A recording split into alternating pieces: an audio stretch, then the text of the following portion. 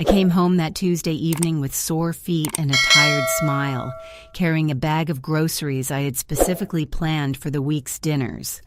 Chicken thighs, a bunch of cilantro, 2 cans of coconut milk. I thought it was just another ordinary evening.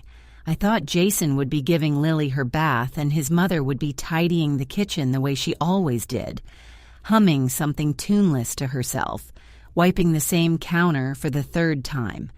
I had no idea that by the time I set those bags down, I would discover that every single dollar of my monthly paycheck had already been spent, and not a single cent of it on me. Brenda had told me flat out without blinking, without so much as a shift in her posture. "Your money for this month is gone. I bought food only for myself and the baby." She said it the way you might read a grocery list aloud, as a statement of fact, plain and without apology, as if the explanation were self-evident and my confusion the unreasonable part. I stood in my own living room, in the apartment I paid more than half the rent for, and I could feel the blood draining from my face while she looked back at the television. That was the moment everything I thought I understood about my life began to unravel. But I am getting ahead of myself. You need to understand who I was before that evening, before Brenda, before the $43, and the chilling nonchalance of a woman who had decided, long before I figured it out, that what was mine was hers to allocate. My name is Clara. I am 31 years old. At the time this happened, I had been with Jason for 5 years, married for 2, and a mother for 8 months. I worked as a campaign manager at a mid-sized marketing firm, the kind of job that asks a great deal of you and gives back just enough to make you stay. I was good at it. I was the person who tracked budgets to the last dollar, who built spreadsheets with color-coded categories, who sent reminders before deadlines rather than after. I was organized. I was careful. I was, as I have since learned, completely unprepared for someone more calculating than I was. Our apartment sat on the 3rd floor of a converted Victorian building in a quiet neighborhood. Tall windows, pale sage green walls I had painted myself in my final trimester, white linen curtains, a round oak coffee table that had taken 3 weeks to arrive. I had built that home piece by piece, deliberately and with care, the way I built most things. It was mine. It was ours. It was the place where I planned to raise my daughter. Lily had arrived in the spring after a 17-hour delivery that left me with an exhaustion that settled not just in the body, but beneath it. She was small and furious and had Jason's dark eyebrows and my stubborn chin, and the first time I held her against my chest, I felt something reorganize itself inside me. Some permanent shift, as if a key had turned in a lock I hadn't known existed. I loved her in a way that made all other feelings feel like rough drafts.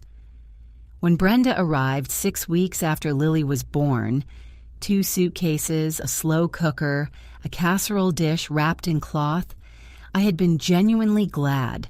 I was running on 4 hours of broken sleep. Jason had just started a new position and couldn't take more time off. The thought of navigating those first weeks alone had made my chest tight.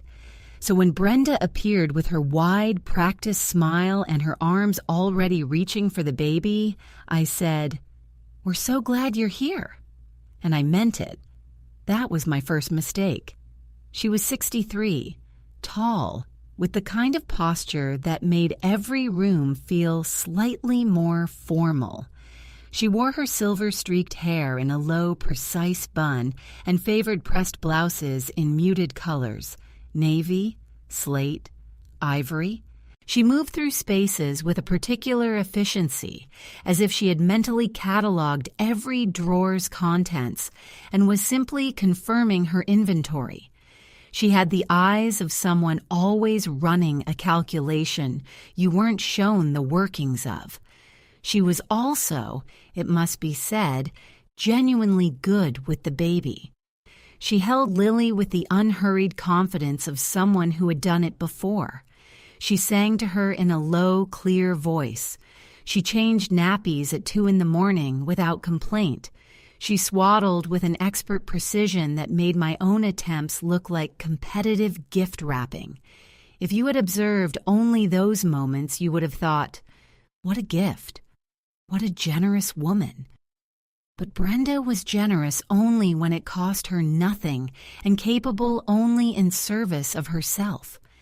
I would understand this later. She moved into the second bedroom, Lily's room, without discussion, setting her suitcases beside the white wardrobe I had assembled in my 8th month of pregnancy.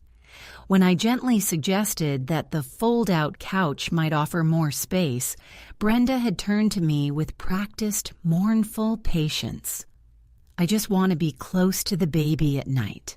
You've been through so much, Clara. You need your rest. And somehow, within 3 sentences, she had transformed my reasonable request into evidence of my selfishness. I left the conversation feeling as though I had nearly done something unkind and narrowly been saved from it by her graciousness. That was how it always went with Brenda. She had a talent for conversational judo, the ability to use your own concern as the lever that flips you. I noticed it in the first week, but told myself I was being uncharitable. So I was patient. I was grateful. I trained myself to dismiss what I noticed. I had gone back to work 3 weeks after Brenda arrived, mornings only, taking the 8:15 bus to the office and returning by early afternoon. While I worked, Brenda looked after Lily. The arrangement seemed straightforward. What I did not understand was that the hours I spent away were the hours she spent conducting her real business. The household finances were simple in structure. Jason and I maintained a joint account for shared expenses, rent, utilities, groceries, everything Lily needed. Each month on the 1st, we each transferred a set amount. Mine larger because I earned more. It was a system I had designed myself on a spreadsheet with projected monthly totals because that is the kind of person I am. I look at that spreadsheet now and feel something between fondness and grief for the woman who made it.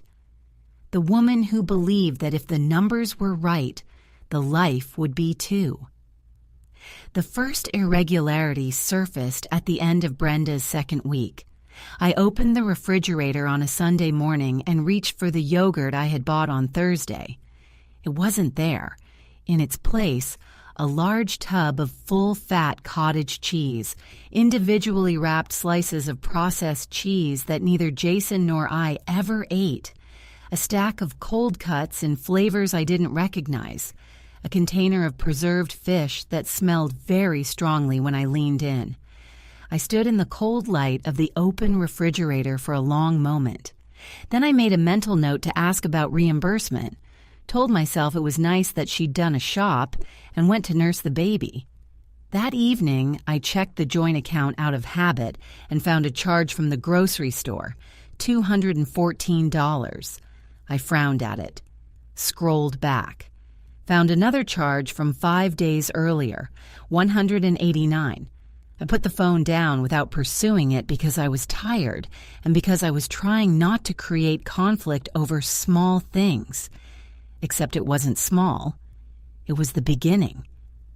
Over the following weeks, a pattern assembled itself, though I was too slow to name it.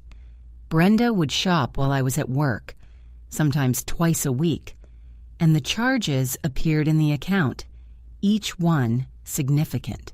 She bought things we didn't use, specific brands of tea I'd never seen, cured meats in expensive packaging, specialty crackers in small boxes with large price stickers, jars of imported jam with labels in languages neither of us spoke.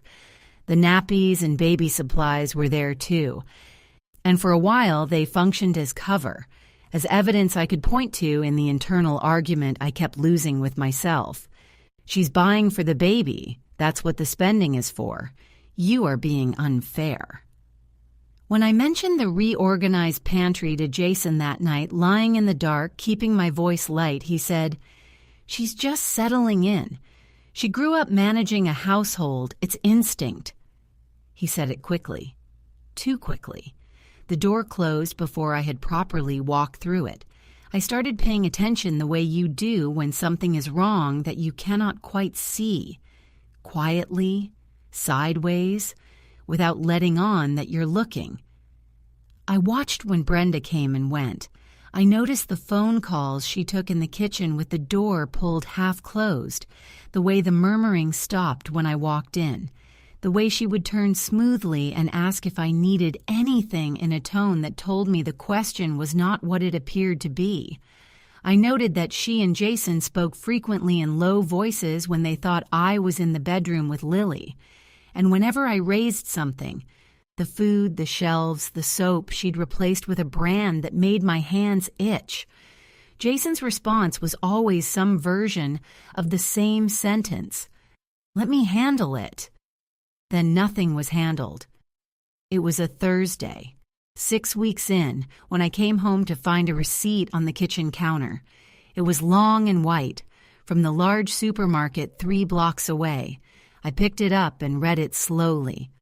Lamb cutlets, premium, a selection of pastries, 3 types of imported cheese, specialty tea, 2 boxes, 4 different jams, baby wipes, 1 packet. The total at the bottom was $267. I held the receipt in both hands and stood there in my own kitchen, the late afternoon light coming through the tall window. The smell of something Brenda had been cooking still hanging in the air. Unfamiliar spices, rich and heavy, filling the whole apartment with a warmth that felt suddenly like an intrusion. Brenda was in the armchair in the living room, Lily asleep on her lap, the television on low. I walked to the doorway. "Did you do the shopping today?" I asked. She said, without looking away from the screen. "We were running low on a few things. This says $267. She glanced up, briefly, unhurried, with that faint quality of amusement she brought to everything I said. "Prices are what they are. I got what we needed." "I did the weekly shop on Monday," I said. "I bought groceries on Monday." "Lily needed certain things," she said, and looked back at the television. I went to the bedroom. I sat on the edge of the bed. I opened the banking app on my phone and looked at the joint account, and the number I saw there stopped all the air in the room. $43. The account had held just over $2,000 on the 1st of the month. It was now the 19th. We had $43 left, and our rent was due in 11 days. I sat absolutely still and looked at that number. Then I scrolled back through every transaction, and the record assembled itself line by line, charge by charge, week by week, all of it there, all of it in plain sight, and I had not added it up until this moment. My hands had gone very cold. There was a sound in my ears, low and constant, like the specific silence of a world shifting beneath you. I set the phone face down on the mattress, pressed both palms flat against my thighs, and breathed. Then I stood up and walked out. Jason was in the hallway. He gave me a smile that didn't work, too careful, too aware of itself. I held up my phone with the account open. "The account has $43, I said. Something moved behind his eyes, just briefly, just enough. A recalibration, a preparation for whatever he had already decided to say. "Clara, Jason, $43, rent in 11 days. My voice was steady in a way that surprised me. "I'm going to speak to your mother."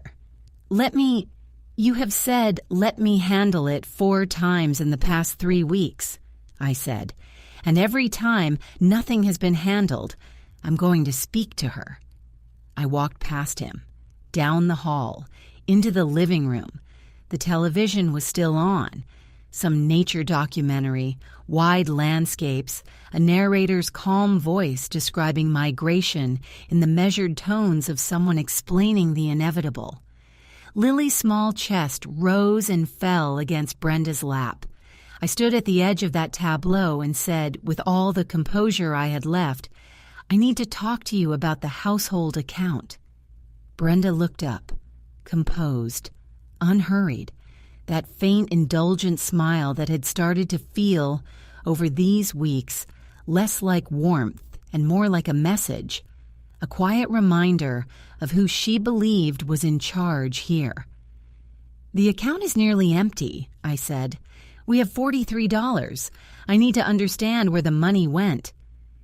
She looked at me for a long moment, not unkindly exactly, but with the specific patience of someone who has already decided how this conversation will end. Then she said, in the same tone she might use to explain that Tuesday follows Monday, "Your money for this month is gone. I bought food only for myself and the baby." The room did not spin. Everything became absolutely horribly still. The television kept talking about migrations. Lily's small chest kept rising and falling.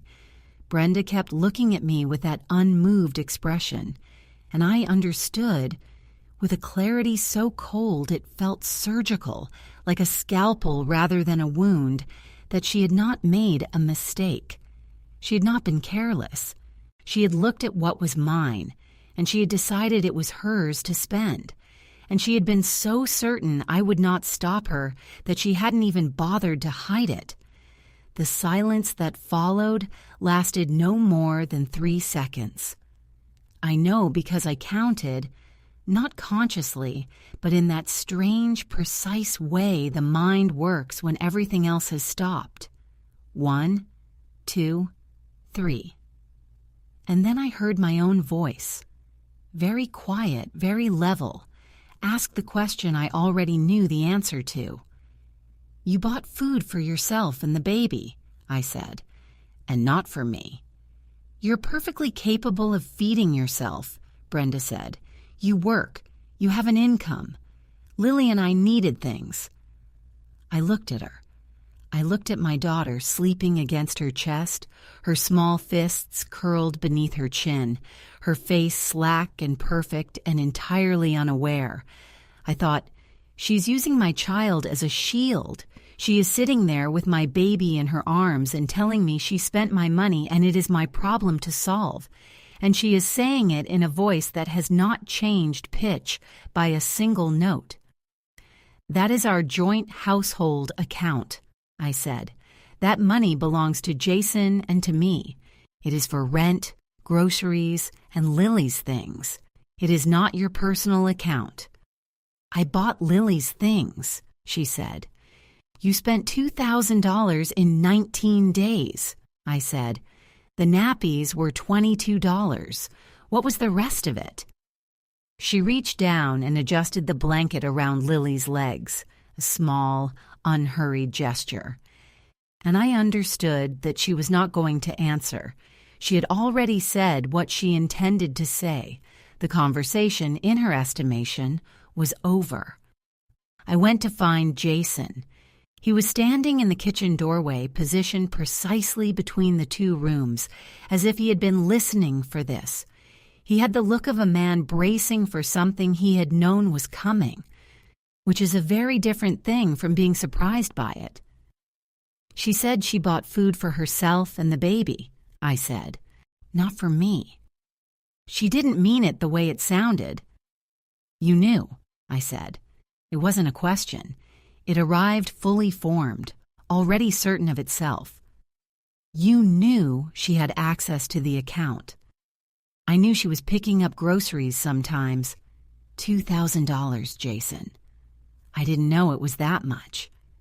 He said it too quickly, and his eyes went to the left, just for a fraction of a second, and that small involuntary movement told me more than everything he had said in the past 6 weeks combined. "What did you tell her?" I asked. He ran his hand through his hair. I told her the account number. She needed to be able to buy things for Lily, and I thought it was easier than giving her cash every time. The kitchen felt very small and very cold. The tap was dripping. I had noticed it before and kept forgetting to fix it, and now I was aware of it with absurd, disproportionate intensity. "You gave her access to our joint account," I said, "without telling me. I thought she'd use it for baby things." "She used it for lamb cutlets and imported cheese," I said. "She told me outright that she bought food only for herself and the baby, not for me. She made a deliberate choice to exclude me." I paused.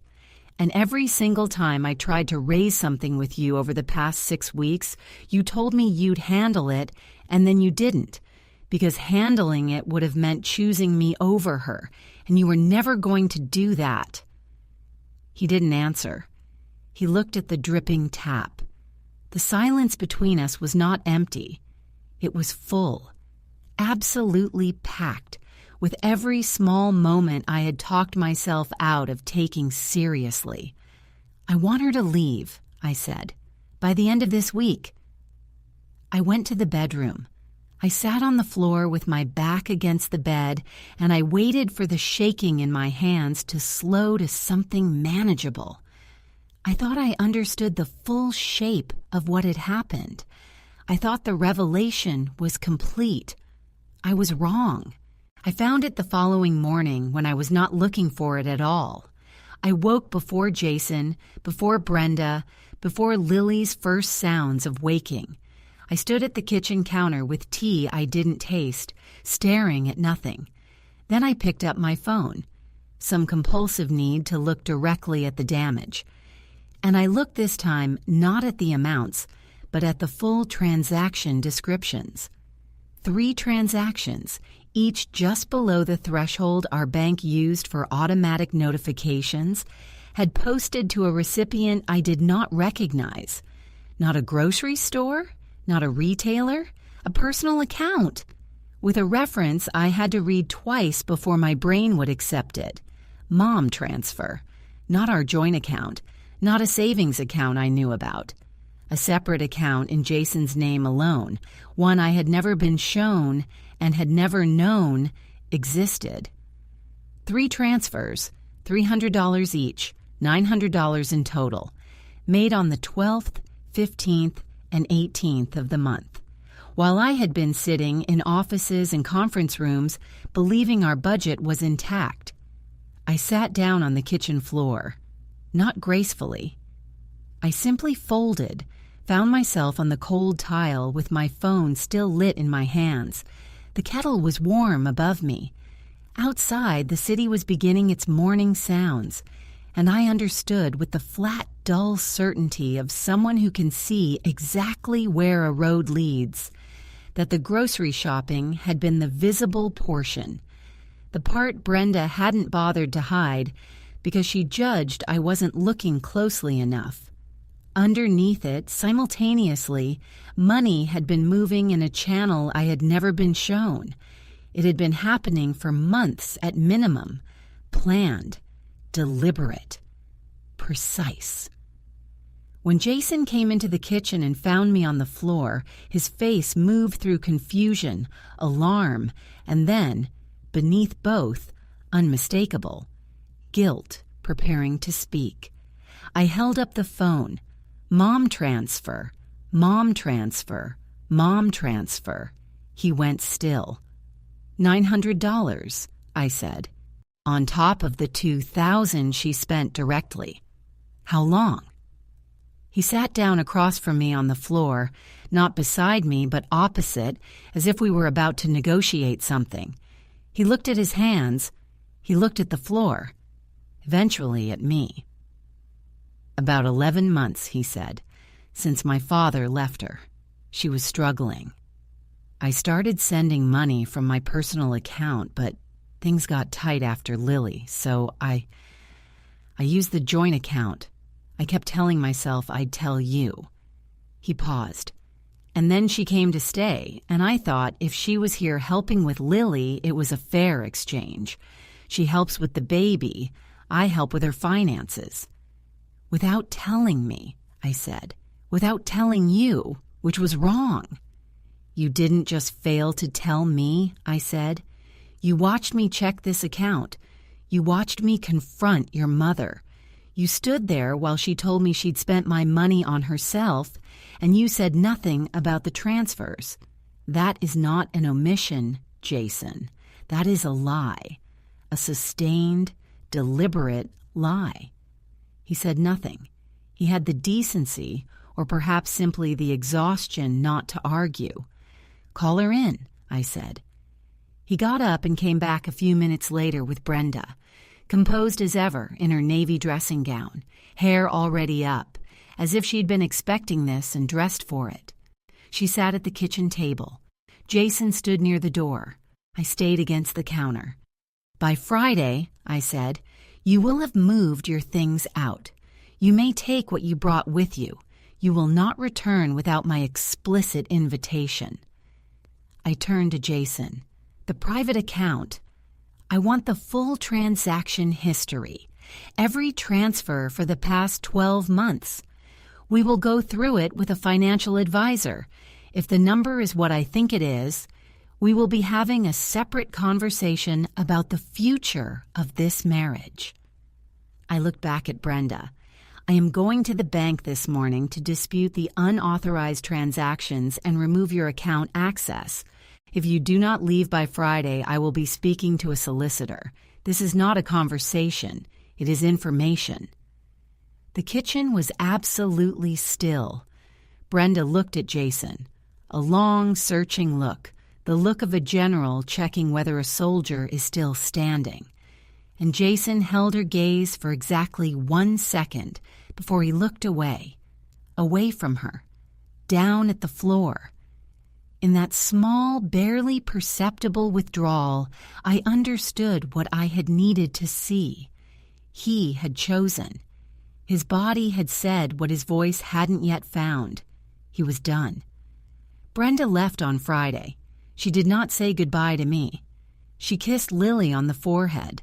A long, deliberate kiss, clearly meant as performance, and she carried her suitcases out with the dignity of someone who believes they are the injured party and intends for history to record it that way. I stood at the window and watched the taxi pull away. I felt none of what I had expected. Not triumph, not grief, not relief, just a quiet, factual settling, like sediment after water finally stills. The months that followed were hard in ways I will not minimize. Jason and I sat with a financial counselor, and the total damage came to just under $4,000. We went to a couples therapist, and I sat in that room and said things I had not known I needed to say, and listened to things that were difficult to hear, and did the slow, unglamorous work of deciding whether the man across from me was the person I had married or someone I had invented. The answer was neither.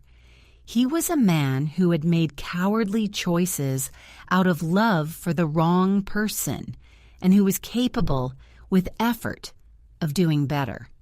That was not nothing. It was also not everything I had once believed it was.